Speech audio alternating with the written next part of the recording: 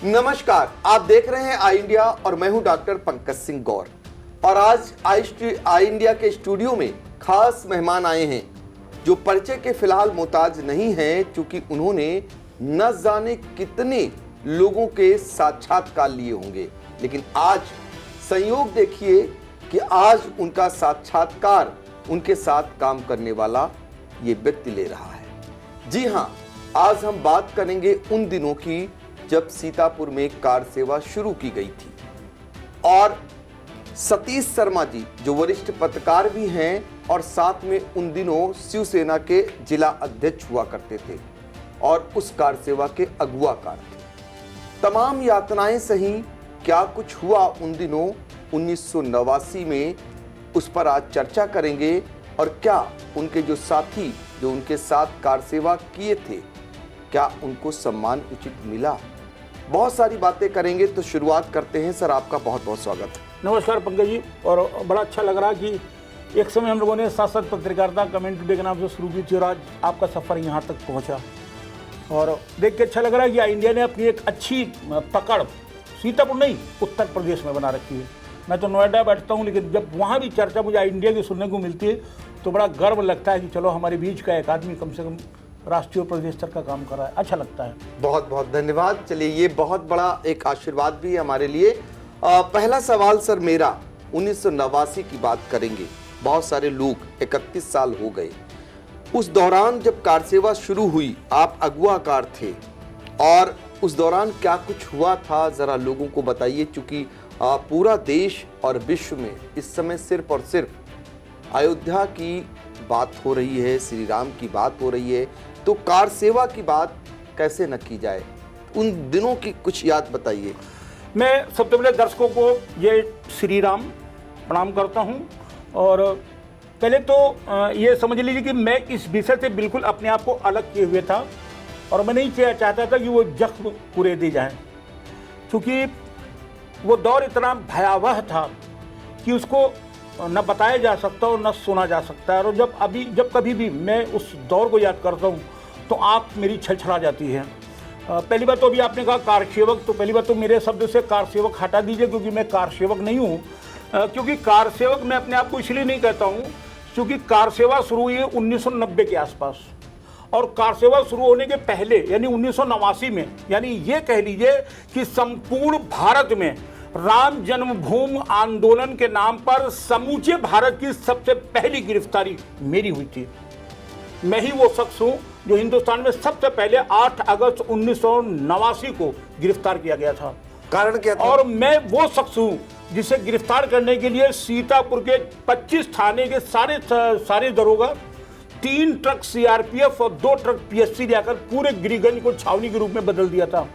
मुझे गिरफ्तार करने किया था, मैं भागा था, उन लोगों ने दौड़ाया था, घंटों ये झींगा मुश्ती हुई थी, मैं गिरफ्तार किया गया और गिरफ्तार के बाद तुरंत पूरे सीतापुर की मार्केट बंद हो गई थी और काफी आंदोलन छिड़ गया था। ऐसा क्या हुआ था, जरा बताइए क्या कर रहे थे? हुआ ये था कि सन 1989 का वो दौर था। उसके पहले राम जन्मभूमि की आग धीरे धीरे तेज होने लगी थी। कार सेवा की शुरू नहीं हुई थी, सुगबुगाहट चल रही थी और हम लोगों को लगा कि बजरंग दल है, विश्व हिंदू परिषद है, आरएसएस है, भारतीय जनता पार्टी है, जितने भी ये संगठन थे ये उस गति से काम नहीं कर पा रहे थे जैसा हम लोग चाह रहे थे। फिर प्लान बनाया गया कि नहीं, हम लोगों ने सुना कि बाला साहब ठाकरे बड़ा कर्रा आदमी है और शिवसेना है, और फिर बातचीत की गई। फिर शिवसेना को 89 में ही वो दौर था जब उत्तर प्रदेश में पहली बार शिवसेना ने कदम रखा था। आपको क्या जिम्मेदारी मिली थी? मैं अध्यक्ष था शिवसेना का। मैं शिवसेना का अध्यक्ष बना और सबसे पहला काम था संगठन को मजबूत करना। और 6 महीने में वो दौर था कि सीतापुर के राजनीतिक दलों के पास युवक नहीं था, सब के सब टूटकर शिवसेना में आ चुके थे। भगवा पटका, त्रिशूल और जय शिवा जय भवानी का उद्घोष। और जब मैं भी सड़क के ऊपर चलता था, लाल रंग की हमारी खुली जीप होती थी, 4-5 जीप में और 15, 20, 25 मोटरसाइकिलों का काफिले के साथ, बड़े जलवे के साथ हम लोग निकला करते थे। फिर सीतापुर, लखीमपुर, बहराइच और आसपास के जिलों के अंदर भी जाना शुरू कर दिया और माहौल गरमाने लगा था। सच तो ये था कि हमारे ही बीच के कुछ लोग थे उनको ये लगा कि जिस ढंग से शिवसेना और सतीश शर्मा की ताकत बढ़ रही है, शायद कहीं खतरा न उत्पन्न हो जाए। कुछ लोगों को राजनीतिक खतरा महसूस होने लगा था और कुछ लोगों को सीतापुर में लड़ाई झगड़े का खतरा महसूस होने लगा था। लगातार वो लोग जो राम मंदिर आंदोलन से जुड़े थे, वो लोग सीतापुर के कलेक्टर से और सीतापुर के एसपी से मुलाकात करने लगी, सतीश शर्मा को गिरफ्तार करो वरना बड़ा गड़बड़ हो जाएगा, और फिर मुझे गिरफ्तार कर लिया गया। तो 8 अगस्त 1989 की ये घटना है जिसमें सीतापुर की तमाम पुलिस, सीआरपीएफ और आपका कहना है उस समय जितने थाने थे वहां का फोर्स पूरा गिरिगंज जहां के रहने वाले हैं पूरा पुलिस छावनी के रूप में तब्दील हो चुका था। क्योंकि शिवसेना एक ऐसी पार्टी जो प्रखर हिंदूवादी पार्टी थी। बाला साहब ठाकरे साहब को कौन नहीं जानता। मुंबई में जब उन्होंने राजनीति की तो उनका ओज, उनका तेज, उनके भाषण सभी जानते हैं। उनके अंदर की काम करने की जो क्षमता थी वो कितनी उग्र हुआ करती थी। उसके एक सिपाही यानी सीतापुर के सिपाही के रूप में सतीश शर्मा ने कमान संभाली और उस दौरान यानी 1989 में जब राम जन्मभूमि आंदोलन में कूद पड़े तो फिर क्या हुआ, जैसा कि आपको अभी आपने खुद बताया। ये जानना चाहेंगे कि आप जब किस तरीके की लोगों को प्रेरित कर रहे थे, किस तरीके का आंदोलन था आपका? मेरा आंदोलन सीधा साधा था कि वो राम जन्मभूमि जिसे बाबर ने ढा करके वहाँ पर मस्जिद बना दी थी, वो हमारे इष्ट प्रभु राम का स्थान है, मुझे वो वापस लेना है एन केन प्रकारेण। बस केवल ये आंदोलन था। युवकों को जागृत करना था, उन्हें अपने साथ जोड़ना था। और मैं आज भी दावा करता हूँ उस समय जितना भी युवक मेरे साथ जुड़ा था वो सिर्फ हिंसात्मक नहीं था, वो उग्रवादी नहीं था, उसके अंदर संस्कार भी डाले जा रहे थे, उसे सदाचार भी सिखाया जा रहा था, उसे संस्कार भी दिए जाते, कर्तव्य से भी उसे अवगत कराया जा रहा था कि समाज के प्रति, राष्ट्र के प्रति आपका क्या कर्तव्य होना चाहिए, ये भी उसको ज्ञान दिया जा रहा था। संगठन वैसा नहीं था जैसा कि पुलिस ने वो छवि मेरी बना दी थी। बहुत मुकदमे लगे। देखिए, मुकदमों की भी बात करेंगे कि इसका उन्हें किस प्रकार खामियाजा भुगतना पड़ा। जानकर आप हैरान रह जाएंगे कि आपके ऊपर बहुत सारी ऐसी जो गंभीर धाराएं हैं, जो एक आध धाराएं लगने के बाद लंबे समय तक कानूनी दांव पेच में लोग उलझ कर रह जाते हैं और आधा दर्जन से ज़्यादा गंभीर धाराओं में आपको कई मुकदमे झेलने पड़े। इस पर आगे चर्चा करेंगे, लेकिन हम ये जानना चाहेंगे जब आप अगुवाकार थे तो जब उस दौरान आपका कोई एक ऐसा साथी रहा होगा जो आपके ही पद चिन्हों पर चलता हो, हाँ, या आपका साथ देता हो? साथी की बात बताऊं कि जब मैं गिरफ्तार किया गया तो मैं जेल चला गया और सीधे सीधे मुझे जेल नहीं भेजा गया पंकज जी। कहाँ की जेल में गए? क्योंकि मुझे गिरफ्तार करने के बाद पहले कोतवाली लाया गया, शाम को 7 बजे कोतवाली से मुझे मनोरंजन यहाँ भेज दिया गया पुलिस लाइन में। पुलिस लाइन के बाद पीएससी में मुझे 2 दिन रखा गया, फिर रेउसा में 1 दिन रखा गया, फिर थान गांव में 1 दिन रखा गया, फिर बिसुआ में 1 दिन रखा गया। लगभग 9-10 दिन मुझे विभिन्न थानों में अलग अलग जगह छुपा कर रख रहे थे कि बवेना न हो पाए। जेल क्यों नहीं भेजा उसका कारण ये था कि इतने मुकदमे मेरे ऊपर, कम से कम 10-12 दर्जन मुकदमे लादे गए थे। इतने मुकदमे थे कि उनको एक साथ लिखा पढ़ी करनी पड़ी और सुप्रीम कोर्ट से मुझे एक साथ जमानत सिर्फ इसलिए मिल गई कि मेरे ऊपर जो मुकदमे लादे गए। अब सुनिएगा, आप तो क्राइम रिपोर्टिंग भी किया, पत्रकार है, आप खुद भेज जाने, हमारे ऊपर मुकदमे जो लगाए गए थे लगभग कई दर्जन मुकदमे थे। धारा संख्या नहीं 210, 211, 212, 213, 214, 215, 216, 217, 218, 219, 220, तो 200 से लगा के 240 तक सारे मुकदमे मेरे नाम एक साथ। धाराएं मेरे ऊपर गैंगस्टर था, मेरे ऊपर गुंडा था, गुंडक था, मेरे ऊपर पीपीएक था, मेरे ऊपर रासुका थी, मेरे ऊपर सीएल एक्ट था, मेरे ऊपर लूट थी, मेरे ऊपर डकैती थी, मेरे ऊपर रहजनी थी, अटेम्प्ट टू मर्डर था यानी जान से मार देने के हमले थे। धरती की यानी कि आईपीसी सीआरपीसी की कोई धारा बाकी नहीं थी जो हमारे ऊपर लगाई गई न हो। हाई कोर्ट के जज ने यही पूछा था सीतापुर के एसपी से कि 10 से लगा के 250 तक एक आदमी लगातार सीतापुर में अपराध करता रहा, आपकी पुलिस क्या करती रही? उस समय बाकी कोई अपराध हुआ ही नहीं, कोतवाली में कोई अपराध नहीं हुआ 4-5 दिनों तक, केवल मैं ही अपराध करता रहा घूम घूम कर। यानी अपराध संख्या बराबर आपके नाम खुली अपराध संख्या 10 से लगा के 250 तक मेरे लिए खुली रही। देखिए, ये कहीं ना कहीं जो जाति होती थी, जैसा सभी जानते हैं, आज पुलिस क्या कुछ नहीं कर रही है। आज लोग श्री राम के जो भी उनका काम है, आज सारे लोग आकर के आगे काम कर रहे हैं, तो उसमें कहीं ना कहीं सहयोग प्रशासन भी कर रहा है, पुलिस भी कर रही है। लेकिन उन दिनों की पुलिस 31 साल पहले की, अगर श्री राम का नाम भी लेता था कोई, तो क्या कुछ नहीं करती थी। साक्षात बैठे हुए हैं जिन पर कितने मुकदमे लादे गए, हालांकि सुप्रीम कोर्ट से आपको न्याय मिला, वो बात रह गई। मैं साथी की बात कर रहा था। साथी की बात बहुत अच्छी बात आपने कही, और आपने कहा कि उसमें राम का नाम लेना वो था, उसको उदाहरण मैं दूंगा आपको। मेरे पास साथी कितने थे ये मैं संख्या नहीं कर सकता, क्योंकि सीतापुर में जितना युवा जो था 10 साल की उम्र से लगा करके और 45-50 साल तक, वो सब शिव सैनिक था। बाकी किसी दल में कोई था नहीं, सब शिव सैनिक था, मेरे साथ था। आज भी लोग जीवित हैं, वो बताएंगे बाकायदा। आपके तमाम मित्र हैं जो विभिन्न दलों में हैं, अच्छे पदों पर हैं, लेकिन वो सब हमारा त्रिशूल डाल के उस समय घूमते थे। लेकिन हाँ, मेरे साथ अगर दिया तो वो सुशील तिवारी ने दिया। सुशील तिवारी छात्र संघ के नेता थे और आरएमपी छात्र संघ में वो अध्यक्ष रहे और मेरे साथ रहे। हालांकि सुशील तिवारी शिवसेना में नहीं थे। सुशील तिवारी एक अपनी अलग लाइन लेकर के राम जन्मभूमि के लिए लड़ रहे थे और हम अपने लाइन लेकर अलग लड़ रहे थे। 3 दिन तक पुलिस मेरे को टॉर्चर करती रही कि अपने साथियों के नाम बताओ, और मैंने एक भी नाम पुलिस को नहीं बताया, क्योंकि अगर एक को भी बता देता तो फिर सब गिरफ्तार हो जाते। मैं अपने साथियों को बचाना चाहता था, मैंने किसी का नाम नहीं लिया। पुलिस सुशील मेरे साथी थे, पुलिस को शक था कि सुशील तो होगा। सुशील की तलाश शुरू की गई और सुशील पुलिस को नहीं मिले। 6-7-8 दिन बाद सुशील तिवारी को जब पुलिस ने गिरफ्तार किया, कोतवाली ले गए। सुशील तिवारी ने वहां खाली जोश में आकर जय श्री राम का नारा लगा दिया। खान दरोगा था और उसने सुशील तिवारी को इतनी निर्दयता से पीटा था कि जानवर भी नहीं मारा जा सकता है, इतना मारा था सुशील तिवारी को। और एक दिन नहीं, 2 दिन रख करके सुशील को टॉर्चर किया गया, मारा गया, बिजली के करंट लगाए गए, यानी इस लायक कर गया कि सुशील तिवारी अपने कदमों पर खड़े नहीं हो सकते थे। ये गति कर दी थी खाली जय श्री राम पर नारा लगाने पर सीतापुर की पुलिस ने। और जब ला करके जेल में डाला गया, मेरी बैरिक में सुशील तिवारी 7 दिन बाद आए हैं, तो सुशील खड़े नहीं हो पा रहे थे।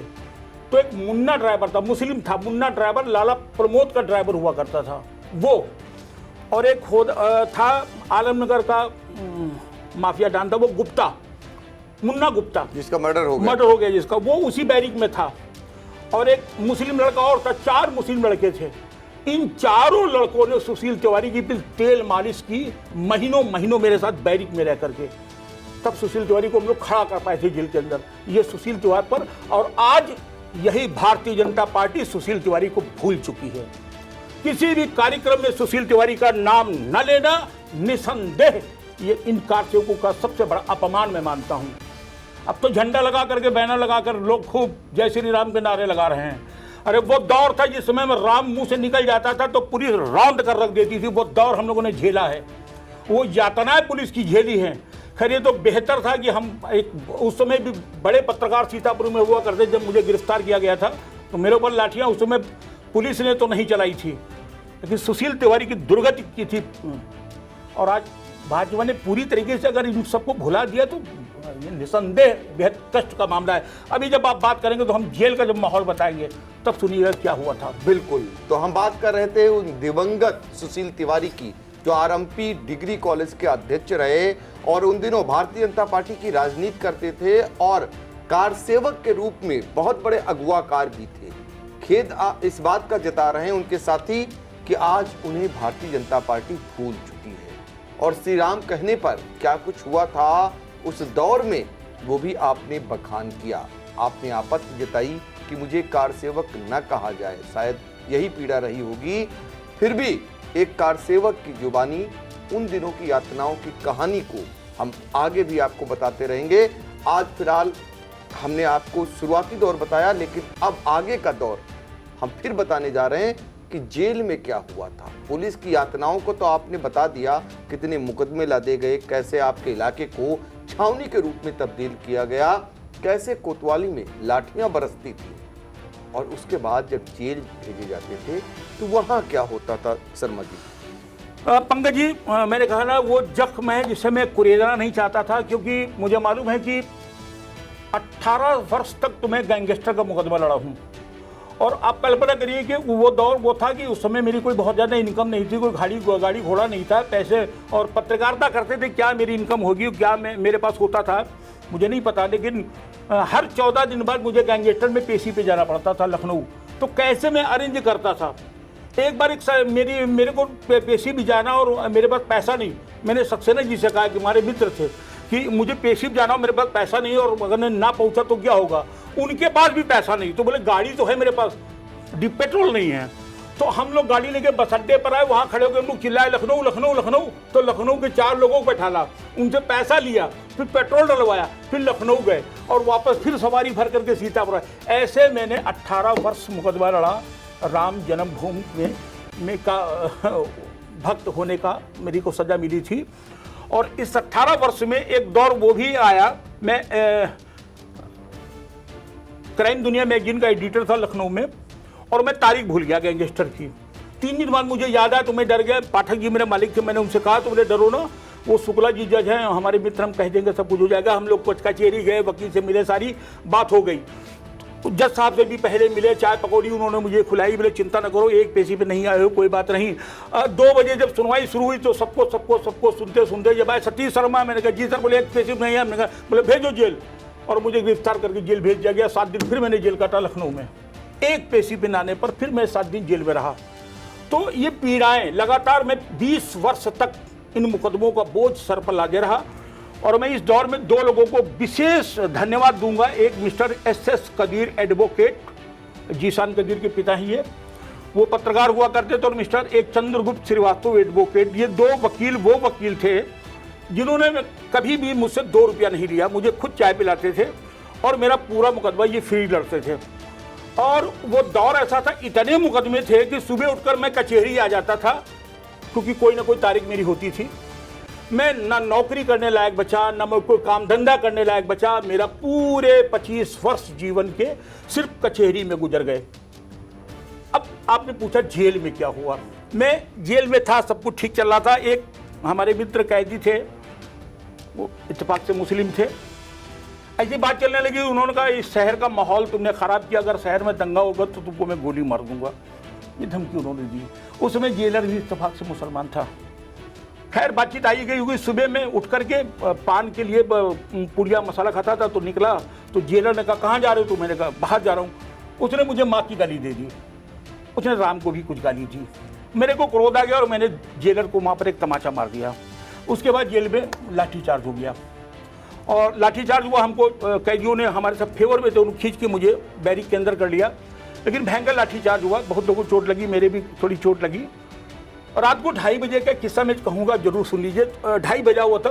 उस समय अरविंद सिंह गोप जो मंत्री हुआ करते, ये भी हमारी बैरिक में थे, हमारे मित्र थे, हमारे साथ जेल में थे, सपा सरकार में मंत्री थे ये। तो 2:30 बजे के आसपास बजा होगा, 2 बजा होगा। तो एक सिपाही आया, उसने कहा सुशील तिवारी, सतीश शर्मा। मैंने कहा बोले बाहर निकलो, तुम्हारी जमानत हो गई। हम लोग बड़े खुश, अपना सारा सामान समेटा, और जैसे भी निकलने लगा गोप ने मेरी तुरंत कॉलर पकड़ा, बोला हट मूर्ख हो क्या, रात में जमानत नहीं होती, अंदर खींचल गई। तब तक सिपाही मुझे बाहर खींच चुके थे। जब मैं बाहर आया बैरिक के, तो देखा कम से कम 200-250 पुलिस वाले वहाँ मौजूद थे, कई दरोगा मौजूद थे। तो सिविल पुलिस को देकर मेरा माथा ठनका। मैंने कहा बात क्या? बोले कुछ नहीं। आगे सुप्रिटेंडेंट कमरे के बाहर मुझे बैठा दिया गया। फिर मैं सुप्रिटेंडेंट के कमरे में गया तो उन्होंने मुझे कहा you are mister Satish Sharma. मैंने कहा यस। बोले बाहर जाओ। बाहर मुझे एक पीली वर्दी वाला सिपाही मिला, वो लेकर गया। उसने मेरे दोनों पैर में बेड़ी डाली और मेरे हथकड़ी से ऐसे पीछे बांध दिए गए, और पूरे शरीर को मुझे एक तरीके से जकड़ दिया गया। और वही हाल पे सुशील तिवारी की गई, दोनों लोगों को हथकड़ी बेड़ी डाल के बांध दिया गया। तो एक ने कहा कि आप दोनों लोगों का आज काउंटर होगा। बस ये शब्द मेरे लिए बहुत पीड़ादायक थे। उसमें मेरी माँ, मेरे भाई, मेरी बहन, मेरे परिवार का एक सदस्य और मेरे सारे मित्र मेरी आँख के सामने नाचने लगे थे कि आज ये मेरी आखिरी रात है, मेरा काउंटर हो जाएगा। मैं बहुत परेशान था। लगभग 3:30 बज गया सब होते होते। फिर मुझे सादे कागज में दस्तखत कराया गया। अशोक तिवारी दरोगा होता था, आपको भी मालूम होगा, अभी हैं, वो रिटायर हो गए हैं। तो अशोक तिवारी अंदर मुझे मिल गए, वो हमें मित्र थे, उनको मैंने सतकथा में छापा था। मैंने उनसे कहा तिवारी ये मैं बहुत डरा हुआ हूँ, क्या है? तो बोले हमको पता नहीं, लेकिन मुझे सबको बुलाया गया है। फिर 10 मिनट बाद वो मेरे पास आए, बोले डरो मत, तुम्हारा ट्रांसफ़र किसी दूसरी जेल में किया जा रहा, काउंटर नहीं है। फिर मुझे पता लगा, मुझे रायबरेली जेल रात में भेज दिया गया, और वहाँ सैयद मोदी हत्याकांड के जो अभियुक्त थे उस समय, उनकी बैरिक में मुझे रखा गया था और मैं तो रायबरेली चला गया और सुबह सीतापुर जेल में हमको लेकर कि सतीश शर्मा कहाँ हैं, इस बात को लेकर लोगों ने झगड़ा किया, कैदियों ने कि मुझे सतीश शर्मा दो। मैं इतना प्यारा हो चुका था उनका और आखिर में इतना बेवेला हुआ कि पहले लाठीचार्ज हुआ, फिर गोली, भयंकर गोली कांड जेल के अंदर हुआ। जब सीतापुर जेल में गोली कांड हो गया सुबह तो भगदड़ मच गई, सारे मीडिया प्रेस सब लोग गए। मेरे घर वाले परेशान थे, सुशील के घर वाले परेशान थे कि हम लोग जेल में थे, लेकिन लोगों ने यही बताया कि सब तो मिले, ना वहाँ सतीश शर्मा है और ना सुशील तिवारी हैं, तो इसका मतलब हमारा काम खत्म। फिर शाम को ये हवा उड़ी कि सतीश शर्मा और सुशील तिवारी का इनकाउंटर कर दिया गया है। अब ये बात समझो वो था। दूसरे दिन एक लड़का भागता हुआ मेरे भाई के पास आया, बोले सतीश शर्मा को मार दिया गया है और अपनी आंखों तो मैंने देखा कि जेल पीछे उनकी डेड बॉडी को लेकर एक सिपाही घसीट के रेल के पटरी पर ले जा रहा है। वहीं पर मर्चरी होती थी पहले। तो जब हमारे भाई लोग वहाँ गए तो देखा एक डेड बॉडी पड़ी हुई थी, उन्होंने कहा ये सतीश शर्मा है और वो सुशील तिवारी है। तो हमारे घर में 10वां 13 की स्थिति आ गई थी, लेकिन 10-12 दिन तक तो किसी को पता ही नहीं था कि हम लोग कहाँ हैं। लेकिन मैं फिर धन्य कहूँगा, हमारे एक वरिष्ठ पत्रकार साथी सलाउद्दीन अंसारी, गिरिगंज पर चश्मे की दुकान है, और दूसरे हमारे रामशरण एडवोकेट सिधौली का हमारा संवाददाता, ये 2 लोगों को पता लगा, पूरे देश में कर्फ्यू लगा था, ये लोग मोटरसाइकिल से गांव होते हुए रायबरेली पहुंचे और तब जाकर वो हमसे मिले। तब उन्होंने यहाँ के बताया कि नहीं सतीश शर्मा जिंदा है और रायबरेली जेल में है। तो कितनी यातनाएं मुझे जेल में उस समय मैंने भुगती है, मैं मेरी आत्मा जानती है। सुशील तिवारी गवाह के तौर पर तो मर चुका बेचारा, है ही नहीं। बिल्कुल। तो पुलिस और जेल कैसी होती थी कार सेवकों के लिए, ये आपने बखूबी बताया। कितनी यातनाओं के बीच ये 31 साल बीते हैं। अब ऐसे में जब आज भगवान प्रभु राम को यानी धर्म को राजनीति से जोड़ा जा रहा है, तब कैसा लग रहा है 31 साल बाद? हाँ, एक बड़ा अच्छा सवाल है। बड़े बड़े हमारे एंकर भी टीवी पर आकर के बैठते हैं, बड़े बड़े प्रवक्ता दलों के आते हैं और ये कहते हैं कि राजनीति और धर्म को अलग अलग होना चाहिए। धर्म के बिना राजनीति, मैं ये दाव के साथ कहता हूं पंकज जी, क्योंकि धर्म और राजनीति सिक्के का एक ही पहलू है। अगर जिस दिन इस देश में राजनीति से धर्म खत्म कर दिया जाएगा, वो दिन हो जाएगी, राजनीति हो जाएगी और उच्च निखल हो जाएगी, बिल्कुल की तरह। पूछे क्यों? क्योंकि मैं राम को मानता हूं। राम ने भी धर्म की स्थापना की, राजनीति भी किया। कृष्ण ने धर्म की स्थापना की, राजनीति भी की। चाणक्य ने धर्म की स्थापना की, राजनीति भी किया। किसने नहीं किया? राजनीति धर्म के बगैर थी ही कहां? जब राजनीति में धर्म नहीं होगा तो ना संस्कार होगा, ना चरित्र होगा, ना धर्म होगा, ना आस्था होगा, ना समर्पण होगा, ना श्रद्धा होगी, ना सेवा होगी। ये तो सब धर्म से ही आता है। आज मनुष्य में और जानवरों में अंतर सिर्फ इतना है कि हम धार्मिक हैं और वो धार्मिक नहीं हैं। न उनमें कोई रीति रिवाज है, न उनमें संस्कार हैं, क्योंकि वो निरपेक्ष हैं। मैं मनुष्य हूं, मैं निरपेक्ष नहीं हो सकता। इसलिए इस देश की राजनीति धर्मनिरपेक्ष नहीं हो सकती और न ये देश धर्मनिरपेक्ष हो सकता है, क्योंकि धर्मनिरपेक्ष का विलोम धर्म सापेक्ष होता ही नहीं है। तो धर्मनिरपेक्ष है क्या? ये सिर्फ नाटक कर रहे हैं। आप दूसरे धर्म को खुश करने के लिए सब कुछ कर लें तो वहां पर राजनीति की हत्या नहीं हो रही है। लेकिन अगर राजनीति लेकर के हम जय श्री राम कह रहे हैं तो तुम सांप्रदायिक हो जाती। कौन सी परिभाषा आपकी है? 100% राजनीति और धर्म को साथ साथ कदम मिलाकर चलना होगा, अगर आप एक अच्छे राष्ट्र की परिकल्पना कर रहे हैं तो।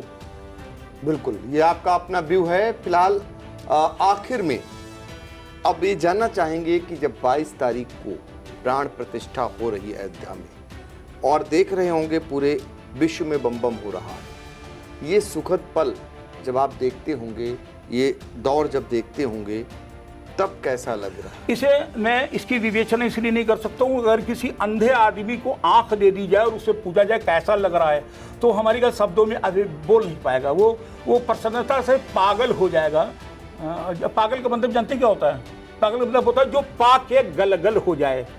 और मैं अपने प्रभु को अपने स्थान पर, अपने राजमहल में पाकर इतना गलगल हो चुका हूँ कि मैं इसकी विवेचना नहीं कर सकता हूँ। हाँ, इतना जरूर करूँगा कि पहली बात तो मैं अपने को कारसेवक न मानता हूँ न हूँ, क्योंकि कारसेवा 2090 से शुरू हुई थी, 1990 से शुरू हुई थी और मैं 89 के पहले ही जेल जा चुका था। मैंने बता दिया दर्जनों मुकदमे भी मैं झेल चुका था।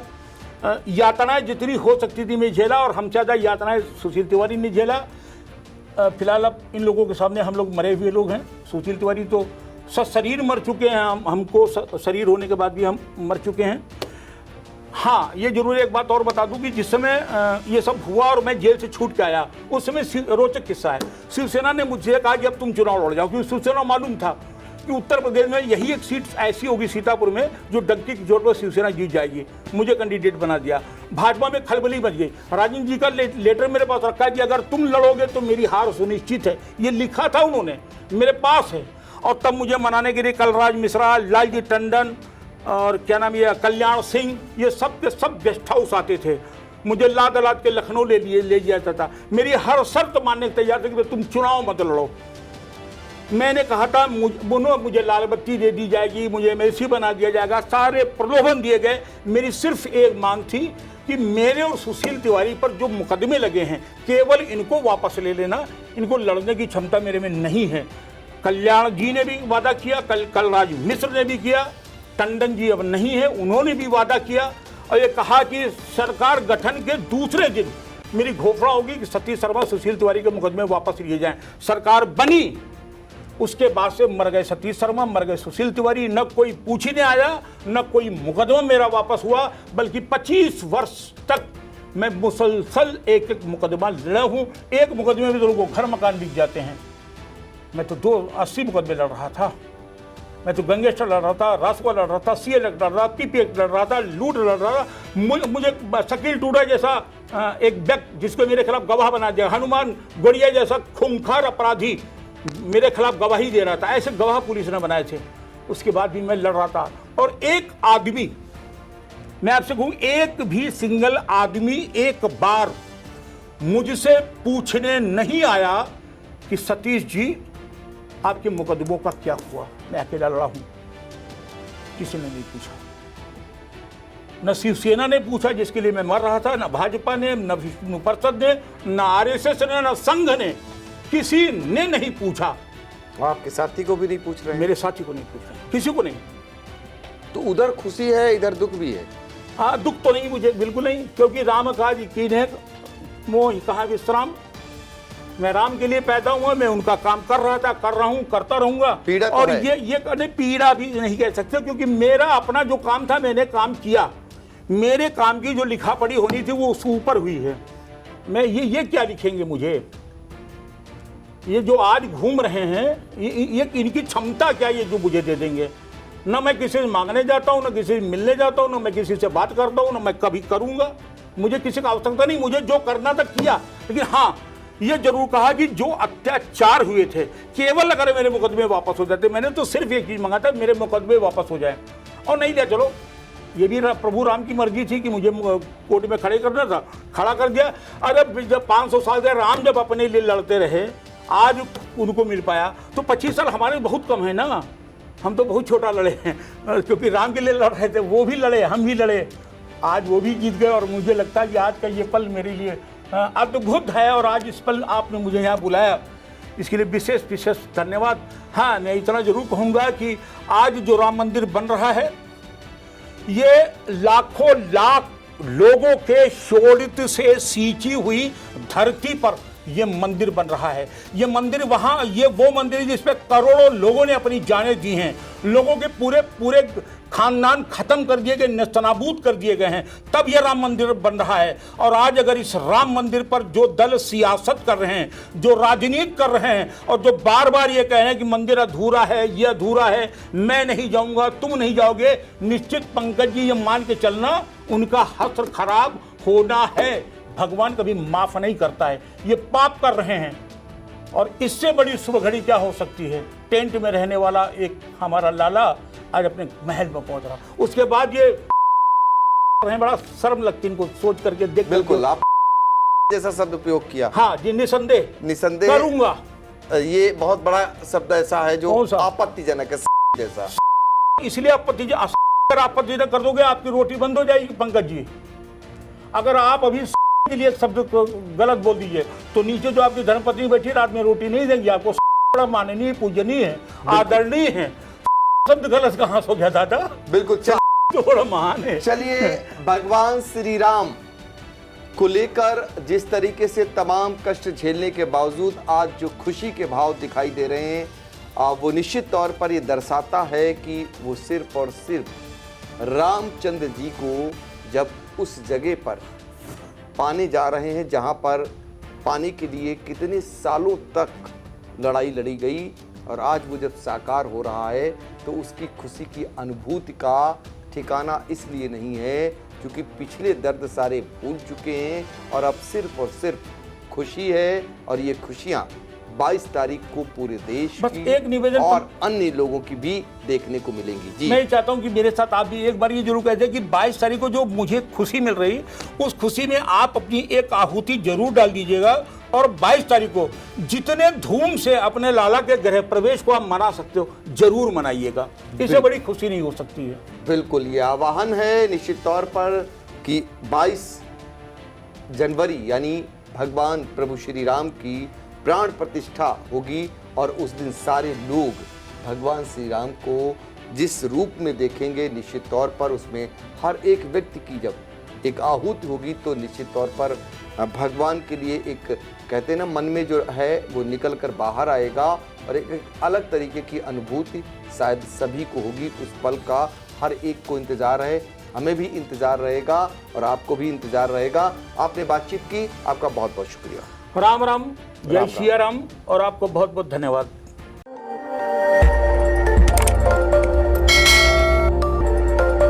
खबर आपकी, नजर हमारी। देखते रहिए आई इंडिया।